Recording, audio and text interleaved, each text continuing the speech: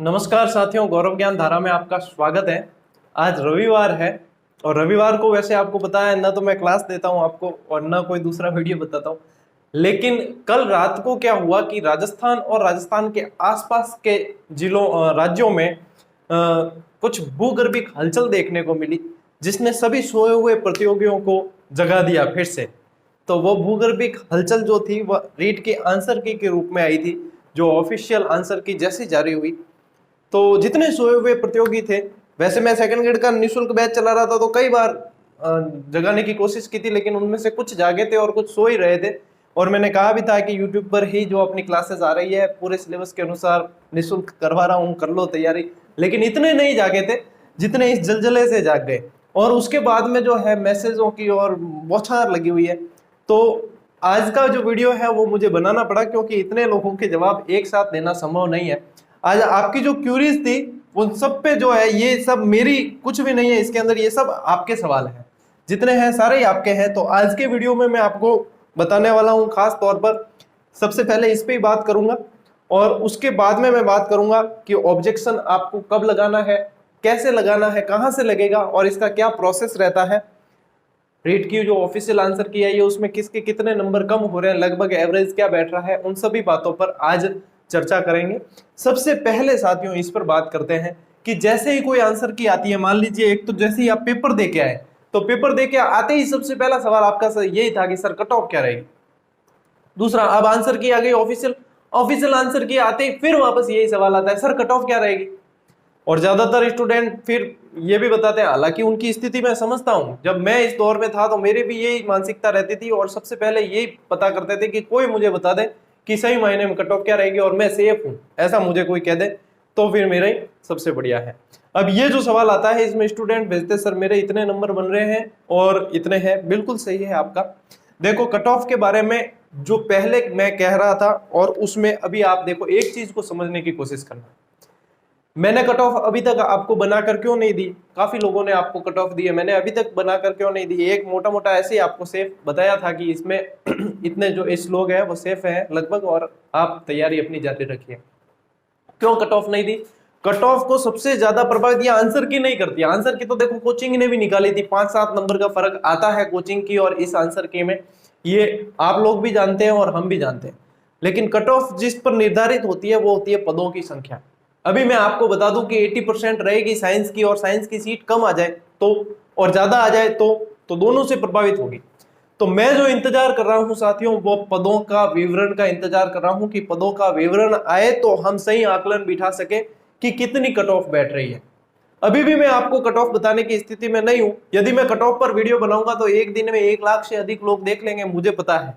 लेकिन cut off पर video बनाकर विद्यार्थियों को सिर्फ भ्रमित करने का उद्देश्य नहीं है। आप लोग मुझ पर इसलिए विश्वास करते हो क्योंकि मैं आपको वो चीज बताता हूं या कहता हूं जो आपके हित में होती है, और इसमें किसी तरह का कोई भी दूसरा लोभ लालच वगैरह नहीं है। तो कट ऑफ के बारे में साथियों अभी भी मेरी यही राय है। हाँ, जिसके 115-120 नंबर के आसपास इसके बावजूद भी है, तो भी वे अभी तक जो है आप अपने आप को सेफ मानिए। लेकिन इसमें ज्यादा कट ऑफ उलझने की जरूरत नहीं है ना। आप ऐसे नहीं कि यूट्यूब पे गोते लगाते फिरे कि आज इसने ये कट ऑफ बताई, इसने ये कट ऑफ बताई। ऑफिशियल आंसर के आने से कट ऑफ साबित नहीं हो जाती साथियों। आंसर के आने से, आंसर की तो पहले भी अपन सब निकाल के बैठे थे उत्तर तो, लेकिन उससे क्या हुआ, कट ऑफ जो है वो एक बार पद आने दो, उसके बाद में अनुमान बताया जा सकता है पदों के बाद की आज ये चीज रहेगी और ये ऐसा है, तो वो मैं खुद आपको बता दूंगा कैटेगरी वाइज बता दूंगा जब भी पदों का विवरण आ जाएगा। उससे पहले देखो, मैं तो ये कहूंगा कि आप कट ऑफ के पचड़े में पढ़ना भी मत उससे पहले। काफी वीडियो मिलेंगे लेकिन मतलब नहीं है कुछ भी, सिर्फ ऐसी बातें हैं, टाइम पास है। तो इस चीज को आप अभी के लिए यहीं पे छोड़ के आगे बढ़े। आगे वैकेंसीज आ रही है, अगर इसके चक्कर में पड़ गए, सेकंड ग्रेड कल ही बताया कि पदों का वर्गीकरण कर दिया गया, 10,000 सेकंड ग्रेड आ रही है, इन चीजों को पकड़ के बैठ गए तो उसके बाद में आपका ध्यान सिर्फ इस पर रहेगा और वो वैकेंसी और वो भर्ती कुछ और विद्यार्थी ले जाएंगे। तो इसको जो है, ये जैसे चल रहा है प्रोसेस वैसा ठीक है। हाँ, आपको किसी प्रश्न पर ऑब्जेक्शन है, आप ऑब्जेक्शन लगा दीजिए और उसके बाद में आप अपनी पढ़ाई पे ध्यान दीजिए। यदि अब ये इसमें डाइवर्ट हो जाओगे तो बहुत बड़ी भूल हो जाएगी, फिर देर हो जाएगी और उसके बाद में संभलने का मौका नहीं मिलेगा। तो इस चीज को समझें आप। अब ये है कि कितने नंबर कम हुए, एवरेज कितने नंबर कम हुए विद्यार्थियों के? तो एवरेज जो नंबर कम हुए हैं साथियों, वो लगभग जो है 3 से 5 नंबर कम हुए। किससे?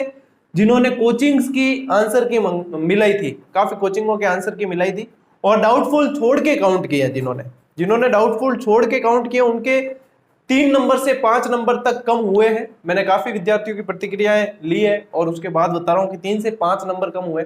अब किसी के कोई कहता है कि सर मेरे 10 नंबर कम हो गए या मेरे 15 नंबर कम हो गए, तो साथियों वो उनके इसलिए कम हुए क्योंकि उन्होंने डाउटफुल को सही माना था। उन्होंने डाउटफुल को अपने फेवर में माना कि हाँ मैंने किया है वह सही है, और डाउटफुल को काउंट करते हैं तब आपका स्कोर ज्यादा डाउन होता है। मेरे से जितने व्यक्तिगत संपर्क में थे विद्यार्थी, उन सभी को मैंने, जब भी वो अपना स्कोर बताते थे, मैं यही कहता था कि डाउटफुल को छोड़ के काउंट किया है, डाउटफुल को गिन के काउंट किया। तो यदि छोड़ के किया, जिन्होंने छोड़ के किया उनके जो है 3 से 5 के बीच में ही हुआ है ये जो भी, और उसमें भी क्या है अभी ऑब्जेक्शन लगेंगे। तो ये चीज है कि एवरेज जो है 3 से 5 नंबर सभी के कम हुए हैं, तो घबराने की कोई बात नहीं है। कोई ऐसा ना सोचे मेरे तो कम हो गए, मेरे नहीं, सभी के कम होते हैं और ऑफिशियल आंसर के आने पर कम होते ही है। तो ये एक आम बात है, आप घबराए नहीं इसको लेकर, ठीक है। अब बात करते हैं साथियों कि ऑब्जेक्शन के बाद कितने नंबर का फर्क पड़ेगा। ऑब्जेक्शन के बाद जो है साथियों आपको बोनस दिया जाएगा। वो भी कब दिया जाएगा? जब वो प्रश्न साबित हो जाता है ऑथेंटिक सोर्सेज से कि हाँ ये चीज जो है वो आयोग ने गलत मानी है आंसर की में, और इसका सही उत्तर ये है, या विवादास्पद है, या इसके 2 उत्तर है, जो भी चीज है। तो तब अगर वो सही माना जाता है ऑब्जेक्शन, तब उसके बाद में जो लगभग फर्क पड़ता है वो 5 से 7 प्रश्नों में बोनस लगभग अभी भी देखने को आ रहा है कि 5 से 7 जो है थोड़े सी डाउटफुल है। तो 5 से 7 प्रश्नों में आपको इसमें फेरबदल रह सकता है, नुकसान किसी को नहीं है, उसमें बोनस मिलेगा, फायदा ही होगा सभी को। तो ये 5-7 नंबर का अभी भी इस आंसर की में फेरबदल हो सकता है। अब बात करते हैं कि ऑब्जेक्शन कैसे लगाएं। ऑब्जेक्शन आज 24 तारीख है अपनी, और आज शाम 6 बजे से ऑब्जेक्शन के लिए लिंक एक्टिवेट हो जाएगा अपनी ऑफिशियल वेबसाइट पर, जहां से आपको आंसर की मिली है आरबीएसई की साइट पर ही। वहां पे लिंक एक्टिवेट होगा और वह 26 तारीख को रात 12 बजे तक है, 26 की 12 बजे तक। मैं डाल दूंगा उसका स्क्रीनशॉट, डाल दूंगा अभी टेलीग्राम पे, तो उसको देख लेना। तो 24 से 26 यानी कि लगभग 2 दिन दिए हैं आपको। तो इस दरमियान आपको करना क्या है, इसका क्या प्रोसेस रहेगा? तो सबसे पहली बात साथियों कि आपके पास उस साइट पर आप जाएंगे तो प्रोसेस, मतलब आपको इतना घबराने की आवश्यकता नहीं है, नॉर्मल प्रोसेस है। आप ई मित्र पे भी जाके आप कर सकते हैं ये चीज, वहां से करते तो आपके वो जो वेब फीस वगैरह वो सबमिट कर देते हैं वहां से, और आपको ज्यादा परेशानी नहीं होती है। इसमें प्रोसेस ऐसा रहता है, जैसा आप फॉर्म भरते हैं ना किसी भर्ती का, तो आगे से आगे आपको चीजें पूछी जाती है कि हाँ आपका ये क्या है, ये क्या है, नाम वगैरह। तो इसमें आपको रोल नंबर पूछे जाएंगे, क्या क्या जानकारी आपको साथ में रखनी है वो बता दूं। आपको रोल नंबर पूछा जाएगा, आप कौन सी स्ट्रीम से हो, आपके सब्जेक्ट कौन सा है ये पूछा जाएगा, और इसमें फिर आपको प्रश्न कौन से पे आपत्ति है, आपको उसमें क्या लगता है कि आयोग ने गलत माना है या 2 उत्तर सही है, इन चीजों को पूछा जाएगा। फिर आपसे जो है ऑथेंटिक सोर्स के लिए पूछा जाएगा कि आपने किस चीज का सोर्स आप दे रहे हैं, तो उसका फ्रंट पेपर आपको अपलोड करना होगा। जिस भी सोर्स को आप दे रहे हैं कि इसमें हमने ये पढ़ा है और ये ऑथेंटिक सोर्स है, और तो उसका फ्रंट पेपर, फिर उसकी पेज संख्या और उसका जहां पे उत्तर वो दे रखा है उस चीज की जानकारी देनी होगी। ये प्रोसेस रहता है और ये सामान्य प्रोसेस है, आपको घबराने की आवश्यकता नहीं है। जैसे लिंक एक्टिवेट होगा आप खोल के देखेंगे तो आपको वो सारी चीजें आगे से आगे दिखेगी सारी की सारी, कि हाँ इसमें ये चीज बनी है, इसमें ये चीज आपकी सामान्य जानकारी है। और उसके बाद में प्रश्न जिस पर ऑब्जेक्शन कर रहे हैं उससे संबंधित जानकारी, नॉर्मल जानकारी है। उसके बाद में आप जैसे ही मतलब सबमिट करोगे तब आपको वो ले जाएगा कितने आपने, जैसे 4 प्रश्न लगा दिए और एक प्रश्न के 300 रुपए रखे आयोग ने, तो 4 3 12 1200 रुपए आपके कटेंगे। और उसके अलावा जैसे ही मित्र से पढ़ते हो तो वो उनकी फीस लेते हैं, वो अलग है, वो उनका चार्ज लेते हैं वो। तो ये एक प्रश्न की आपत्ति लगाने के पीछे आपको 300 रुपए का खर्च करना पड़ेगा। यानी ऐसे नहीं है कि आप अंधाधुंध नहीं कर सकते, बिना शुल्क के नहीं कर सकते, शुल्क आयोग लेता है आपत्ति के लिए। और कई लड़के ये पूछते हैं कि सर कितनी आपत्ति आने पर प्रश्न डिलीट हो जाता है। देखो कितनी आपत्ति से मतलब नहीं है, चाहे एक व्यक्ति ही आपत्ति लगा दे और वो सोर्स एकदम ऑथेंटिक है तो प्रश्न आयोग को बदलना पड़ जाता है। क्यों? क्योंकि यदि वो ऑथेंटिक सोर्स है और उसमें गलत माना है यदि आयोग ने, तो उसमें क्या होगा कि अगर उसे नहीं पलटेंगे तो वो कोर्ट का मैटर बन जाता है। तो इसलिए एक सोर्स भी, एक आपत्ति भी सही ऑथेंटिक सोर्स से लगी है तो वो प्रश्न को बदलवा सकती है, और हजारों आपत्तियां जो है बिना सोर्स के लगी है तो वो प्रश्न को नहीं बदलवा सकती। मैं उम्मीद कर रहा हूं आप इस चीज को समझ रहे हैं। ऑथेंटिक सोर्स में क्या क्या लगाना है वह चीज भी मैं अभी बात करूंगा। तो उम्मीद कर रहा हूं कि ये चीजें आपके अभी क्लियर हो चुकी है। अब एक बात ये कहना चाहूंगा, अब जो हड़बड़ाहट मची हुई होती है ना, जैसे भी कोई मतलब कुछ देखने को मिलता है, विद्यार्थी आजकल इतने अधीर हो गए हैं, धीरज बिल्कुल ही नहीं रहा, और मतलब मैं देखता हूं जैसे भगदड़ सी मच जाती है हर जगह, चारों तरफ, हर सोशल मीडिया प्लेटफॉर्म पर, और एक भगदड़ सी मच जाती है। और उसमें फिर ये वो कह रहा है, ये वो कह रहा है, कई तरह के वो चालू हो जाती है पोस्ट, और उसमें कमेंट, और उसमें फलाना ढीमका, इसने वो बताया, इसने ये सारी चीजें। इसमें क्या होता है, होता कुछ भी नहीं है। आपको लगता है ये कह रहा है, मुझे ये जानकारी हो जाएगी, होता कुछ भी नहीं, आपका समय व्यर्थ होता है। सिर्फ आपका काम अभी क्या है, आप सेकंड ग्रेड की तैयारी कर रहे हो या फर्स्ट ग्रेड की कर रहे हो तो बिल्कुल शांति से करें। आपने ऑफिशियल आंसर की मिला दी, आपका इतना बन रहा है, ठीक है। आपको 2-3 प्रश्नों पर डाउट है, आपने ऑब्जेक्शन लगा दिया, बात खत्म। अब आगे आयोग जब एक्शन लेगा उसके बाद में अपने को अगला प्रोसेस देखना है। तब तक क्या करना है, अपन को तैयारी करनी है। जो नए विद्यार्थी जुड़े उन्हें बता दूं कि सेकंड ग्रेड का हमने निःशुल्क बैच चला रखा है, जिसके अंदर जो है पूरा सिलेबस क्रमबद्ध तरीके से मैं करवा रहा हूँ। इसके लिए आपको कोई भी शुल्क देने की आवश्यकता नहीं है। अपनी क्लासेस यूट्यूब पर ही डाली जा रही, अपलोड की जा रही है, अलग से प्लेलिस्ट बनी हुई है, उसमें जाके देख सकते हैं। रीट के अंदर भी विद्यार्थियों ने काफी फायदा उठाया था, और ऐसा नहीं है कि 2-4 क्लासेस डाल के मैं आपको कहूंगा कि मेरे ऐप पर जाके भी वहीं पे क्लासेस मिलेगी या आपको कोर्स परचेज करना पड़ेगा, वो नहीं है। आप पूरी तैयारी इससे कर सकते हैं, नोट्स बना सकते हैं, क्लासेस देख के आप पता लगा सकते हैं कि मतलब क्या किस तरीके से सर पढ़ाते हैं। जो नए विद्यार्थी हैं उनके लिए, बाकी तो सभी जानते ही हैं कि सर क्या कर रहे हैं और क्या नहीं है। तो ये चीजें क्लियर हो चुकी है। अब बात करते हैं साथियों कि ऑब्जेक्शन के लिए ऑथेंटिक सोर्स क्या है। ऑब्जेक्शन के लिए ऑथेंटिक सोर्स साथियों ये है कि जैसे आप मान लो कोई गाइड पढ़ते हो, मान लो मैंने ही कोई गाइड लिखी है, जैसे मैं भी एक बुक लिख रहा हूं अभी सेकंड ग्रेड की, तो मान लो कि मैंने वो बुक लिखी और आप उसका सोर्स वहां देते हो कि इन सर की किताब में हमने ये पढ़ा, और सर आयोग जो है इसको सही माने, तो आयोग सही नहीं मानेगा। किसी भी गाइड को आयोग सही नहीं मानता है। गाइड एक मार्गदर्शन के लिए होती है, एक सही सिलेबस जो है अपना, वो अपन को सही जगह मिल जाए और अपने सही तरीके से तैयारी हो जाए, उसलिए होती है, लेकिन वो ऑथेंटिक सोर्स के अंदर नहीं आती। ठीक है, ये बात क्लियर कर देना, चाहे लेखक कोई भी है, यदि वो गाइड है तो ऑथेंटिक सोर्स के अंदर नहीं आती। यदि वो लेखक की पर्सनल पुस्तक है, लेकिन वह भी ऑथेंटिक सोर्स में तब तक नहीं आएगी जब तक वो किसी यूनिवर्सिटी या किसी ऐसे ऑफिशियल कोर्स के लिए नहीं चलाई जाती जहां से मतलब उसका सरकार से सीधा संबंध हो। अगर उसके अंतर्गत नहीं चलती है तब भी वो ऑथेंटिक सोर्स के अंदर नहीं आती। या फिर कोई मान्यता प्राप्त, सरकार से मान्यता प्राप्त लेखक है और उसकी लिखी हुई पुस्तक है, तब तो वो ऑथेंटिक सोर्स में आ जाती है। लेकिन अपन जैसे किसी ने भी लिख दी किताब, कोई भी लिख सकता है, किसी ने भी लिखी और उसने पर्सनली निकाली है और अपन उसको ऑथेंटिक सोर्स मानते हैं, तो आयोग नहीं मानता है उसे।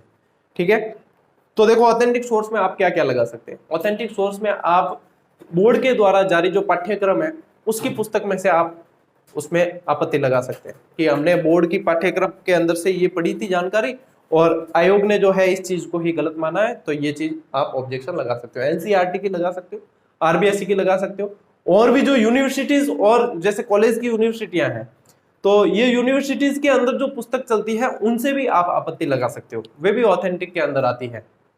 इसके अलावा जो मान्यता प्राप्त लेखक है जिन्होंने लेखन क्षेत्र में काफी अच्छा प्रयास किया है और सरकारी अर्ध सरकारी उन्हें मान्यता प्राप्त है, तब आप उनकी बुक से लगा सकते हो आपत्ति। लेकिन ऐसे ही किसी ने गाइड के रूप में निकाली या ऐसे इंडिविजुअल निकाली है तब आप आपत्ति लगाओगे, फिर आप कहोगे कि ये हमने आपत्ति लगाई और वो नहीं मानी, तो ये नहीं मानेगी। कुल मिलाकर आपको ध्यान ये रखना है कि वह पुस्तक जिससे आप आपत्ति लगा रहे हो वह किसी न किसी बोर्ड या यूनिवर्सिटी में के पाठ्यक्रम में शामिल है या तो उसमें चल रही है, तब आप आपत्ति लगा सकते हो, आपको कोई समस्या नहीं आएगी। या प्रतिष्ठित कोई लेखक है जिसे मान्यता मिल चुकी है या वो सरकार के साथ में कार्य कर चुके हैं या जो भी मतलब इस तरीके की जो लेखन कार्य में करते हैं, लेखन कार्य अच्छा, और उनकी जो ऑथेंटिक पुस्तक है उसको आप लगा सकते हो। बाकी जैसे कोई भी उठाकर आप लगा दोगे, गाइड का तो बिल्कुल भी नहीं मानते हैं, सीधा ही खारिज हो जाती है आपत्ति, सिर्फ 300 रुपए आपके चले जाएंगे, कोई मतलब नहीं निकलेगा। तो इन चीजों का विशेष ध्यान रखें कि सोर्स जो होना चाहिए वो एकदम ऑथेंटिक हो, और मान लो कि कोई गाइड बहुत अच्छी जानकारी देती है कि बहुत अच्छी, और वो ऑथेंटिक सोर्स से लेकर जानकारी देती है, लेकिन वो ऑथेंटिक सोर्स से लेकर देती है तो अपन उसका नहीं लगा सकते, उसने जिस ऑथेंटिक सोर्स से जानकारी लेकर दी है उस सोर्स का लगा सकते हैं।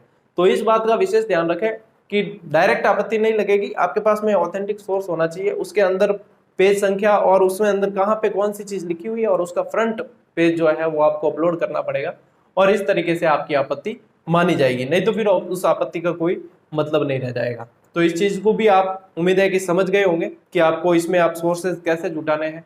अब लेखक जो है वो आप देख लेना कि उनकी कार्यशैली क्या रही, उन्होंने किस किस क्षेत्र में कार्य किया है, उनका बैकग्राउंड क्या है, उस हिसाब से आप आपत्ति लगाएं तो बेटर रहेगा। ज़्यादा कोशिश करें कि जो पाठ्यक्रम में शामिल है बोर्ड के या यूनिवर्सिटी के, उन पुस्तकों से लगाएंगे तो ज़्यादा बेटर रहेगा, आपकी आपत्ति को मान ली जाएगी, सही चीज़ होनी चाहिए।